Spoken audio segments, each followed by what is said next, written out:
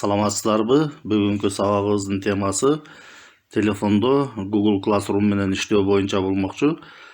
Google Classroom менен телефондо иштөө үчүн Play Market'ten Google Classroom приложениясын орнотуп алуу керек. Ал үчүн Play Market'ке киребиз. Play Market'ке киргенден кийин издөөчү жолчого Classroom деп орусча жазсак деле боло берет. Classroom деп жазсак, бизден ушундай Google Classroom деп чыгат. Бул жерде сиздерде открыть деген жазуунун ордунда установить деген жазуу чыгат. Ошо установить деген жазууну басып, приложенияны телефонго орнотуп алабыз.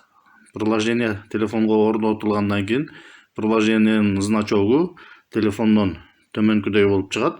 Бул приложенияны ишке киргизүү үчүн манжабыз менен ушул приложенияны басабыз. Басканыбызда бизден төмөнкүдөй болуп жүктөлөт. Бул жерден катталуу үчүн начать работу дегенди басабыз. Начать работу дегенди басканыбызда бизден аккаунтубузду сурайт, өзүбүздүн аккаунтту белгилеп туруп, окей деген баскычты басып коебуз. Басканыбызда биз Classroom'га катталабыз.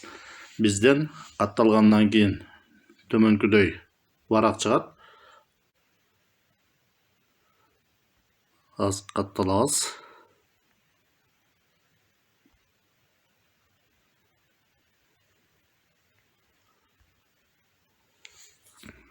Бизден төмөнкүдөй барак чыгат.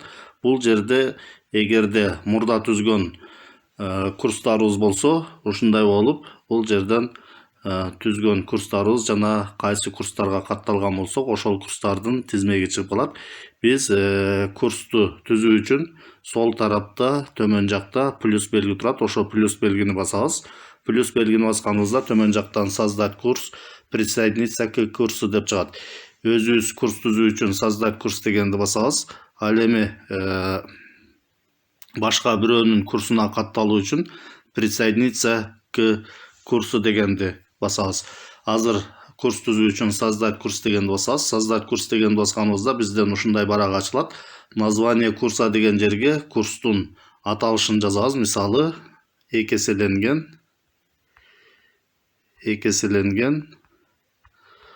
бурчтун тригонометриялык функциялары деп жазалы. Функциялары. Андан кийин аудитория деген жерге классты жазып коебуз. 9-класс. Предмет деген жерге предметтин аталышын жазабыз. Математика. Андан кийин өйдө жакта оң тарапта создать деген баскычты басабыз.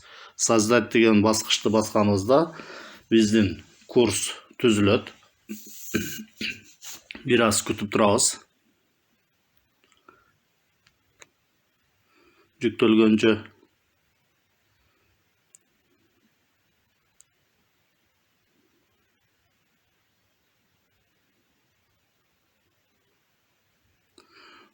Ушундай болуп курс түзүлөт. Бул жерде төмөн жакта лента деген бар, задание деген бар, пользователь деген бар. Лента дегенден биз жаңылыктарды жазып жүктөп турсак болот. Задание дегенден тапшырмаларды түзсөк болот. Пользователь дегенден биз ушул курска лекция жана сабактарды өтүп берүү үчүн мугалимдерди кошсок болот. Ал эми окуучуларды курска дагы каттасак болот. Ошондой эле өйдө жакта бураман белгиси турат. Бул настройки. Бул настройки деген белгини басып, биз курсту настройка кылып алсак болот. Мына аталышын өзгөртсөк болот, аудиторияны, предметти өзгөртсөк болот. Ал эми төмөн жагыдан ушул ссылканы окуучуларга жөнөтүп, курска окуучуларды каттасак болот. Же болбосо бул жерден кодду жөнөтүп койсок да болот. Ал эми сол тарабында өйдө жакта 3 сызыкча турат. 3 сызыкчаны бассак, бизден төмөнкүдөй меню чыгат. Бул жерден биз кайсы курстарга катталгандыгы тууралуу жана өзүбүз кандай курстарды түзгөндүгүбүз тууралуу маалыматтар чыгат. Бул жерден дагы биз ар кандай кылып өзгөртүп алсак болот. Эми курска материалдарды жүктөө үчүн бул жерден задание дегенди басабыз. Задание дегенди басканыбызда бизден ушундай бет ачылат. Бул жерде азырынча эч кандай заданиялар, тапшырмалар жок. Бул жерден заданияларды кошуу үчүн плюс белгини басабыз төмөн жактан. Плюс белгини басканыбызда бизден төмөнкүдөй жазуулар чыгат. Задание, вопрос, материал, использовать повторно, тема деп. Биз бул жерден курска материалдарды жүктөө үчүн материал дегенди басабыз.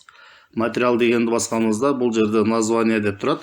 Название деген жерге сөзсүз түрдө аталышын жазып коебуз. Мисалы, экеселенген бурчтун тригонометриялык функциялары деп.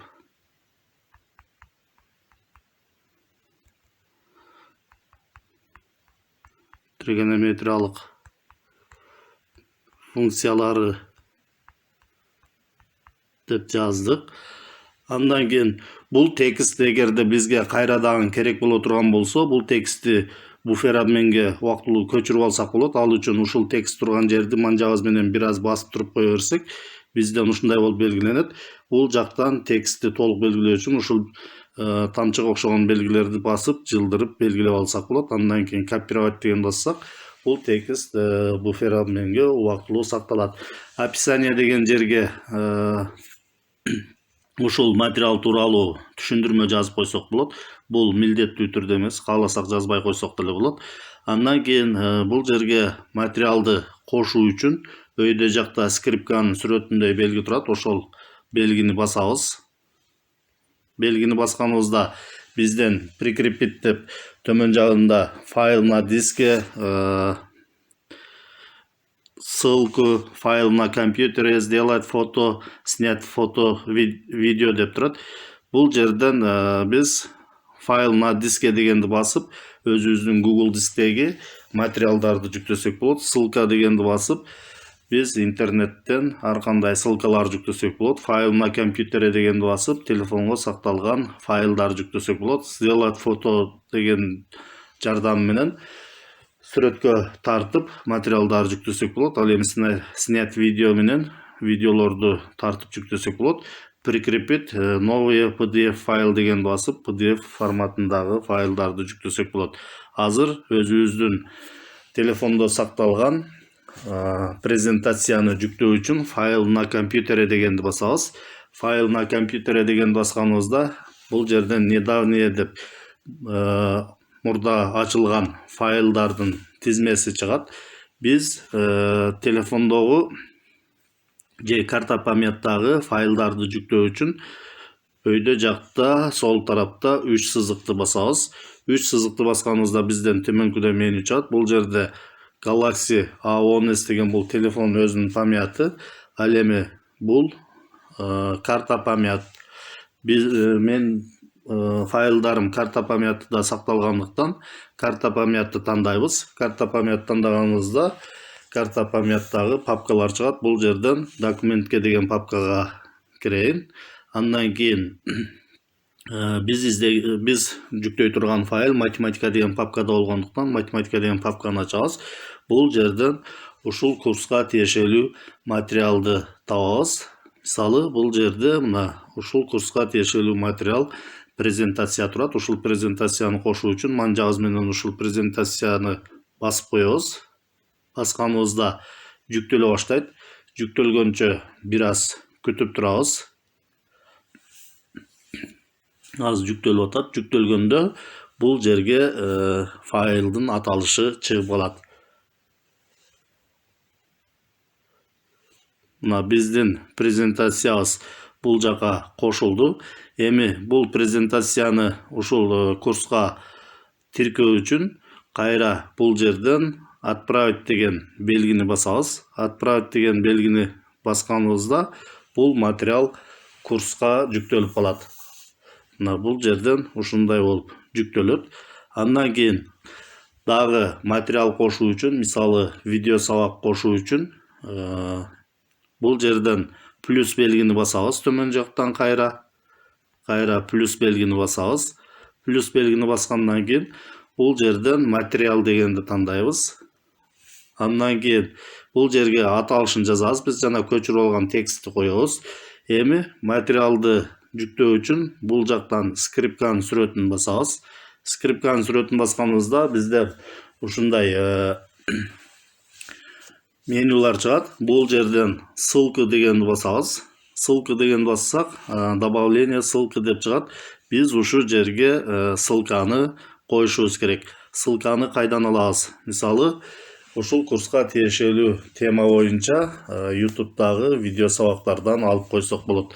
Ал үчүн бул жерден Google Classroom'дан чыгабыз. Google Classroom'дан чыгуу үчүн төмөн жакта домой деген баскычты эле басып коебуз.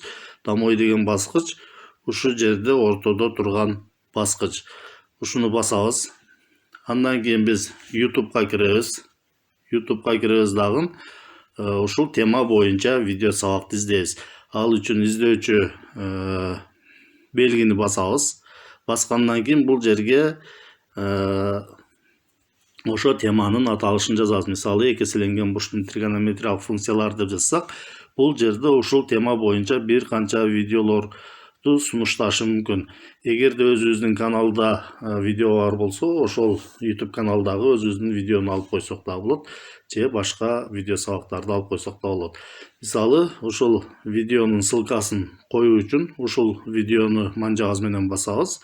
Манжагыз менен басканыбызда бул сабак экеселенген бурчтун тригонометриялык функцияларын басып коебуз. Андан кийин бул жерден поделиться дегенди басабыз. Поделиться дегенди басканыбызда бизден төмөнкүдөй баскычтар чыгат. Бул жерден биз копировать ссылка дегенди басып, ушул видео сабактын ссылкасын көчүрүп алабыз. Копировать ссылка дегенди бастык. Андан кийин YouTube'дан чыгуу үчүн кайра эле домой деген баскычты басабыз дагы. Google Classroom'га кайтып барабыз.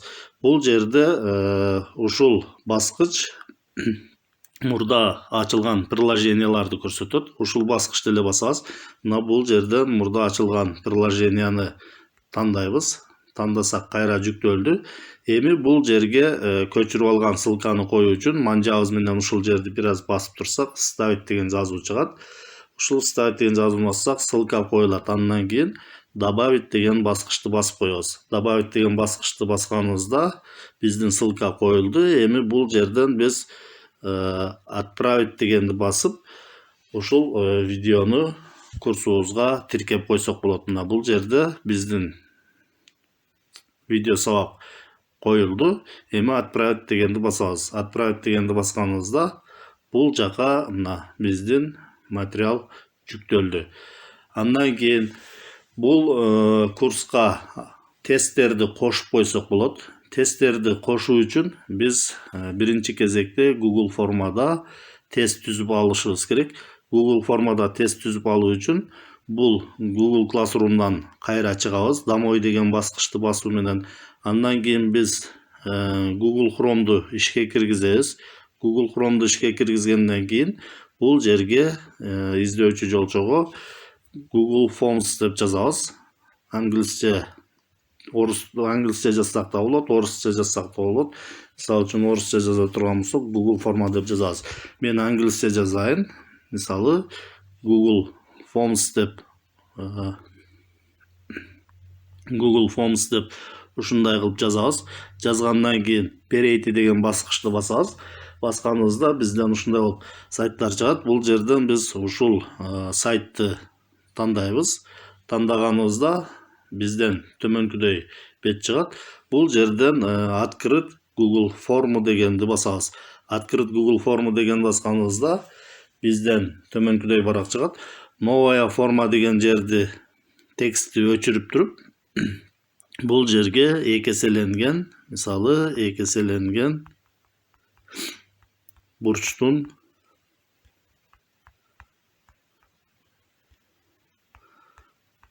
тригонометриялык функциялары деп жазып коелу. Андан кийин төмөн жака вопрос без заголовок деген жерди манжабыз менен басабыз дагы. Бул жерге Окуучунун мисалы окуучунун аты жөнү дейбиз. Окуучунун аты жөнү. Окуучу бул жерге өзүнүн аты жөнүн жазыш керек. Ал үчүн бул жерди ман жагыз менен басабыз. Ушул жерди ман жагыз менен басабыз. Ман жагыз менен басканыбызда бизден төмөнкүдө менюлар чыгат. Бул жерден биз текст текст строка дегенди тандайбыз. Текст строка дегенди тандаганыбызда окуучу бул жерге өзүнүн аты жөнүн жазганга мүмкүнчүлүк болот. Андан кийин төмөн жактан обязательный вопрос дегенди жандырып коебуз. Себеби сөзсүз түрдө аты жөнүн жазмайынча кийинки кадамга өткөнгө болбойт. Эгерде обязательный вопросту жандырбай кое турган болсок, анда тестке катталып атканда аты жөнүн жазбай деле өтүп кеткенге мүмкүнчүлүк болуп калат. Кийинки суроону кошуу үчүн бул жерден плюс белгини басабыз. Плюс белгини басканыбызда кайра бизден вопрос деп чыгат. Бул жерге окуган классы деп жазып коебуз. Окуган классы. Андан кийин кайра один из списка деген жерди басабыз. Басып туруп бул жерден текст строка дегенди тандайбыз. Төмөн жактан обязательный вопросту жандырып коебуз. Кийинки суроону кошуу үчүн кайра плюс белгини басабыз. Эми тесттик суроолорду кошуп кетсек болот. Мисалы бул жерге мындай деп жазсак болот. Синус 2 альфа. Бул жерде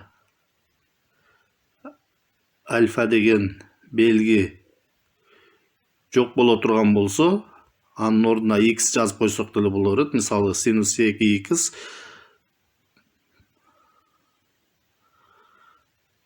синус 2x эмнеге барабар?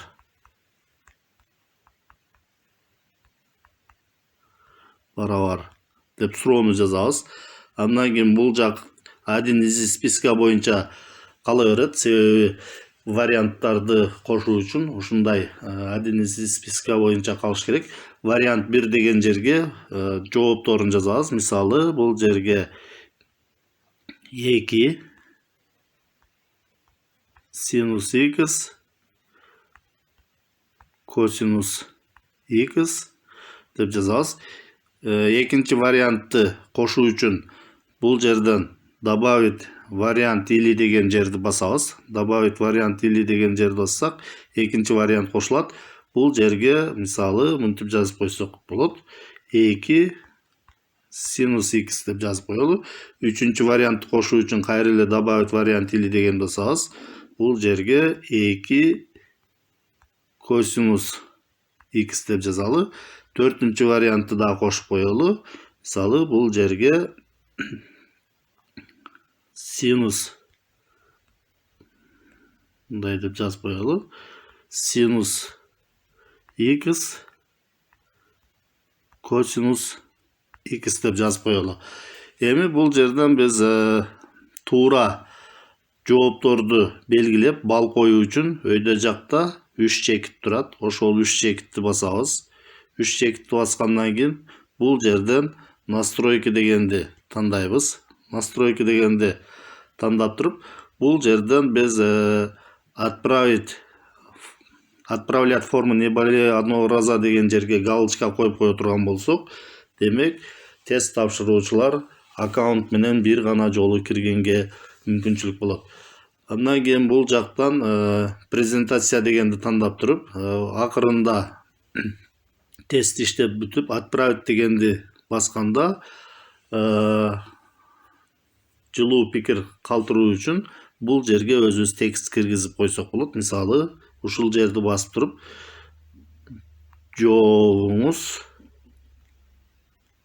жообуңуз кабыл алынды деп туруп бүтүр коюп рахмат деп коелу. Бул жерден туура жоопту көрсөтүү үчүн өйдө жакта 3 чекитти басабыз. 3 чекитти баскандан кийин бул жерден настройки дегенди басабыз. Настройки дегенди басып туруп, бул жерден отправлять форму не более одного раза дегенге галочка коюп койсок, биздин тестке аккаунт менен бир гана жолу кирүүгө мүмкүнчүлүк болот. Ошондуктан бул жерге галочка коебуз. Андан кийин презентация дегенди тандайбыз. Презентация дегенди тандап туруп, бул жерге өзүбүз текст жазып койсок болот. Окуучулар тестке жооп берип, отправить дегенди басканда ушул текст окуучулардан экранынан көрүнөт.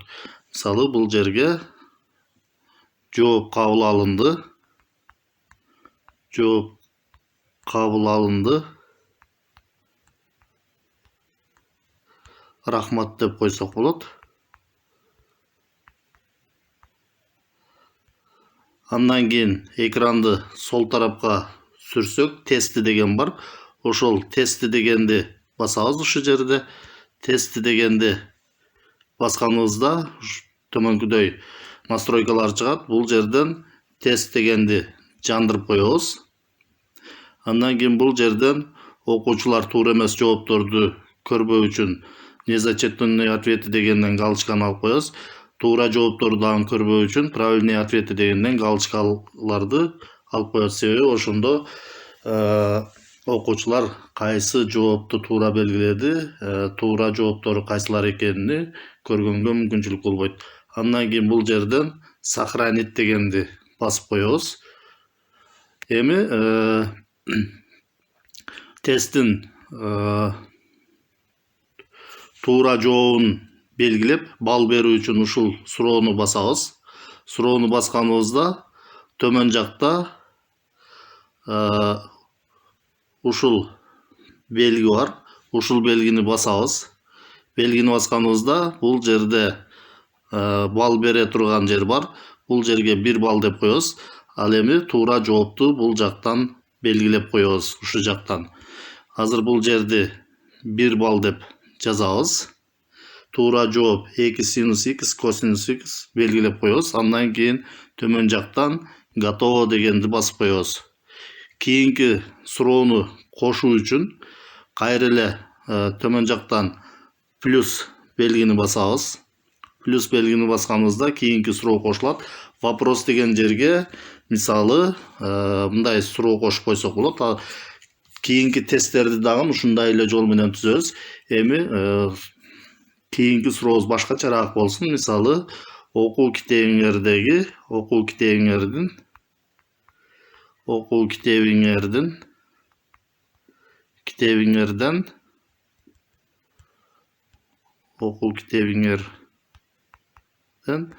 номер 76 мисалды иштегиле деп коелу. Бул жака окуучулар өздөрүнүн иштеген иштерини жүктөө үчүн бул жерден один из списка дегенди басабыз. Один из списка дегенди басып туруп, бул жактан загрузка файлов дегенди тандайбыз. Ошондо окуучулар өздөрүнүн аткарган ишин сүрөткө тартып жүктөгөнгө мүмкүнчүлүк болот. Загрузка файлов дегенди тандайбыз. Андан кийин бул жерден далее дегенди басабыз. Далее дегенди басканыбызда бизден төмөнкүдөй болуп чыгат. Бул жерден разрешит только определенные типы файлов дегенди жандырып коебуз. Жандырганыбызда ушундай типтер чыгат. Бул жерден SEO, таблица, PDF, видео, презентация, рисунок, изображение, аудио дегендерге галочка коебуз. Себеби окуучулар өздөрүнүн аткарган ишин таблица түрүндө берсе да болот, PDF формат түрүндө берсе болот, видео түрүндө берсе болот, презентация түрүндө, сүрөт түрүндө же болбосо аудио билдирүү түрүндө берсе да болот. Андан кийин бул жерден максимальное количество файлов дегенди өзгөртүп койсок болот. Бул жерде азыр 1 деп турат. Демек 1 эле файл жүктөгөнгө мүмкүнчүлүк болот. Эгер окуучулардын аткарган иши бир канча файл болуп калышы мүмкүн. Ошондуктан ушул жерди басабыз дагы. Бул жерден мисалы 5-10 дегенди тандап койсок болот. Азырынча 5ти тандайын. Ошондо 5 файл жүктөгөнгө мүмкүнчүлүк болот. Кийинки суроону кошуу үчүн кайра дагы бул жактан плюс белгини басабыз. Плюс белгини басканыбызда кийинки суроо чыгат. Бул жерден эми биз ушул сабак боюнча окуучулар канчалык деңгээлде маалымат ала алды, өздөрүнү баалоо иретинде суроо киргизип койсок да болот. Мисалы бул жерге материал боюнча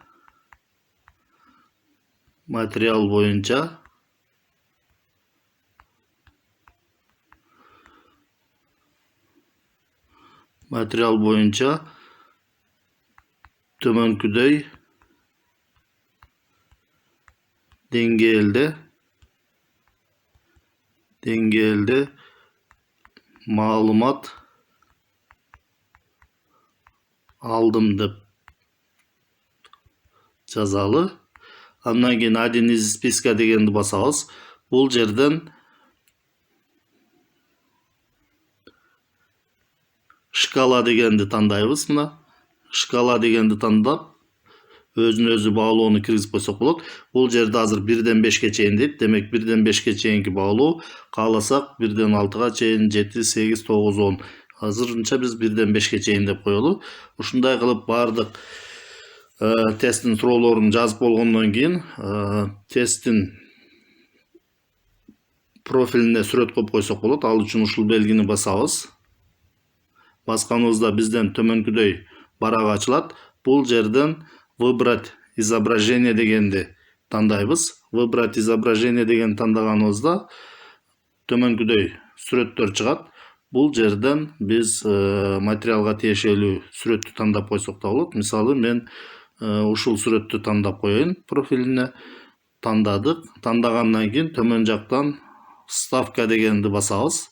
Вставка дегенди басканыбызда биздин сүрөт бул жака жүктөлдү. Андан кийин өйдө жактан применить дегенди басып коебуз.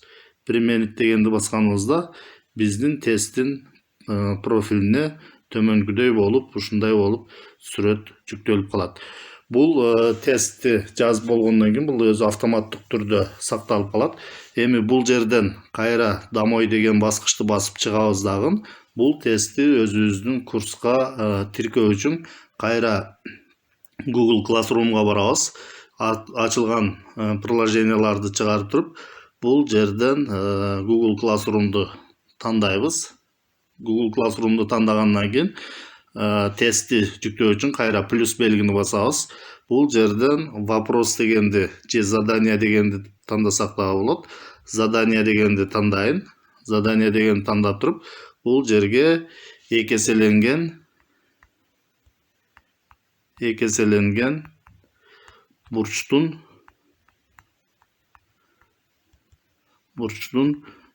тригонометриялык функциялары деп жазалы. Андан кийин өйдө жактан кайра скрипканын сүрөтүн басабыз.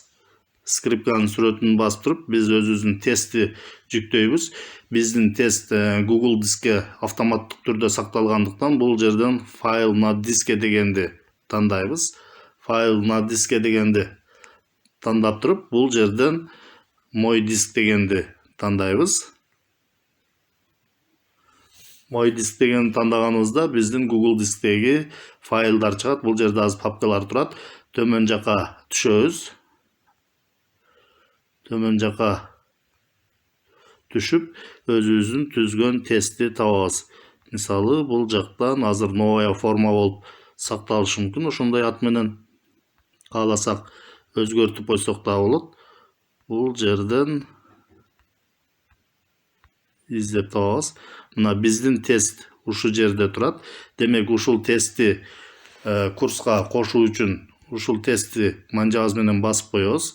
Белгиленет. Белгиленгенден кийин төмөн жактан выбрать дегенди басабыз. Выбрать дегенди басканыбызда биздин тест бул жака жүктөлөт. Мына бул жерге жүктөлдү. Бул жерлерди өзгөртпөйбүз. Бал 100 бал боюнча турат. Срок сдачи бул жерден тапшыруу күнүн белгилеп койсок да болот. Мисалы тапшыруу күнүн белгилөө үчүн срок сдачи деген бассак, календар чыгат. Эгерде бул жерден 29 деп белгилеп туруп окейди бассак, Demek bu testi okuwçular 29 noyabrga çeyin tapşırганга мүмкүнчүлүк болот. Азырынча биз өзгөртпөй эле коелу. Андан кийин бул жактан отправить дегенди басабыз. Отправить дегенди басканыбызда биздин бул тесттик тапшырмаларыбыз курска ушундай болуп жүктөлөт.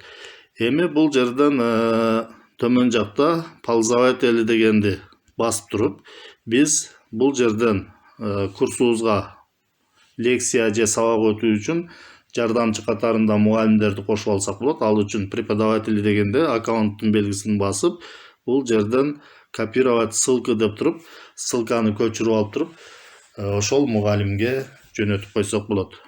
Ал эми бул жерден окуучуларды курска чакыруу үчүн ушул белгини басабыз. Учащийся деген жерден ушул белгини басканыбызда төмөнкүдөй болуп чыгат. Бул жерден копировать ссылка дегенди басабыз. Копировать ссылка деген басканыбызда биздин ссылка буфер обменге көчүрүлүп калат. Андан кийин биз WhatsApp'ка кирип, ушул ссылканы окуучуларыбызга жөнөтүп койсок болот.